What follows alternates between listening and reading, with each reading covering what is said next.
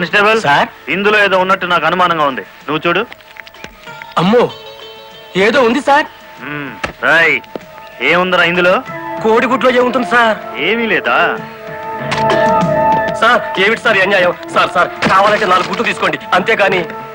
ఏంట్రా, నువ్వు నాకు లంచం ఇస్తావా? అయితే నువ్వు తప్పుడు పని చేస్తున్నావు అన్నమాట.